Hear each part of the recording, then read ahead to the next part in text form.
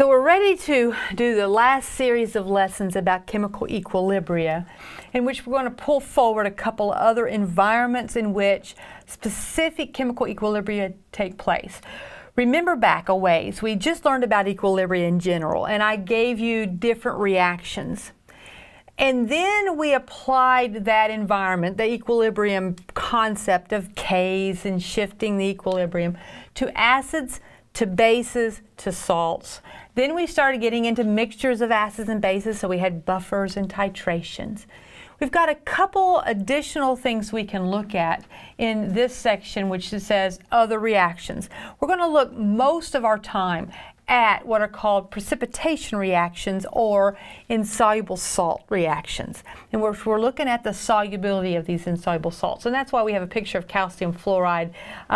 This mineral gets deposited because it's not got a very high solubility, and it's easy to precipitate out nice crystals in some environments underground or in rocks.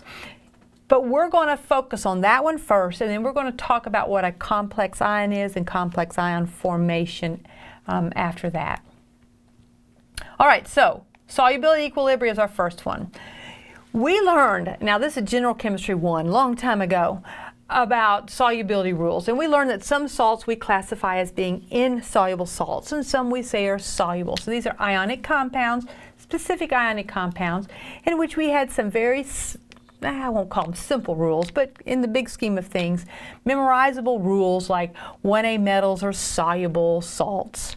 If it has a nitrate ion, it's always soluble, things like that. Okay? So when we go by that table and we're learning about solubility and we say, you know, chlorides are usually soluble, but if they're hooked up with silver ions, it's not going to be soluble.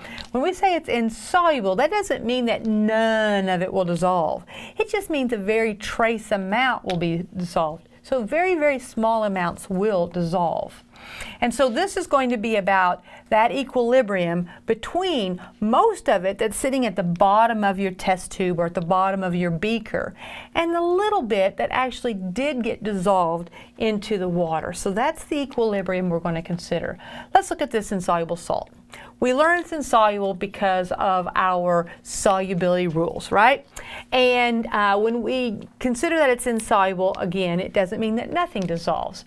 When it goes into water, this is how we can write the reaction. That's what we have to get used to over and over again in this chapter. When you're dealing with salts that are highly insoluble, you write on the left-hand side, always. On the left-hand side, it's solid form. This is the pile that's sitting down in the bottom of the beaker. You do your equilibrium arrows and you write the ions that actually did dissolve on the right. Now silver's got a +1 charge, it dissolves so it's aqueous. Chloride has a -1 charge, it dissolves so it's aqueous. So that is the reaction that we get real used to writing when it pertains to our insoluble salts.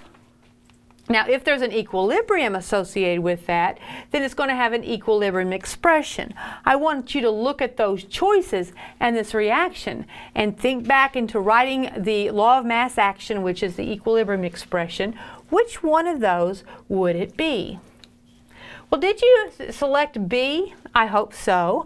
What did we leave out? Okay, we left out the solid. It's products over reactants, raised to the power of their coefficients, but we leave out solids and liquids. So we would not ever include the AgCl, the solid that sits on the left-hand side.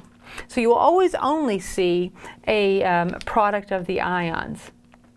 Okay? And I said product of the ions. This is called the, this is called the solubility product. And you see the subscript associated with it, it is KSP. So the KSP, the SP tells me it's for this specific reaction. When we see a subscript here after the K, it's giving you information about what type of reaction it is. Was it a Ka? It's an acid reaction. Kb, KSP. It is this reaction where you put the solid on the left and the ions that make it up on the right, and it is the products over reactants raised to the power of their coefficients, leaving out solids and liquids. Okay, so we've got plenty of, if you've, almost every chemistry textbook, general chemistry textbook we'll have a table full of values for different salts, KSP values for different salts, and they'll be recorded, these values, at 25 degrees Celsius, because we know that this changes with temperature. If you don't have a textbook handy, you can do a search. And if you're doing online homework for us, they will generally provide you a link directly to a table, because depending on where you look, you might have a little bit different values for your KSP, not big differences, but little differences. And when you're trying to get your online homework correct, you're going to want to use the ones they give you.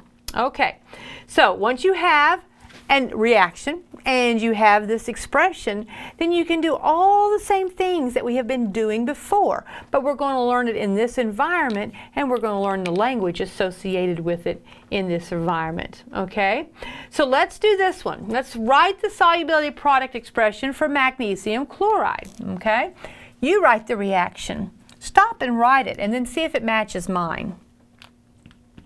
If it matches mine, it looks like this. I put the solid on the left, and here is the ions on the right. It's a magnesium ion, okay? It's aqueous. And where I wonder whether you got it right would be the next one. The ion is Cl-. It's not a diatomic ion. It is a monatomic ion, and there's two of them, okay? Now, once you have this, then you're ready to write the KSP value. What does that look like? The equilibrium constant expression for this reaction. Again, stop it, you write it, and then see if it matches mine.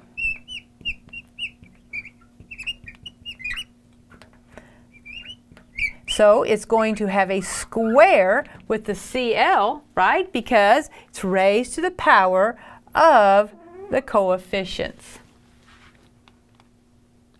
So we can write a reaction.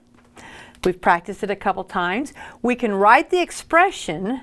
What we're going to do next is we're going to learn how to do the calculations. We're going to see all of us similar calculations that we have been doing since we started Equilibria.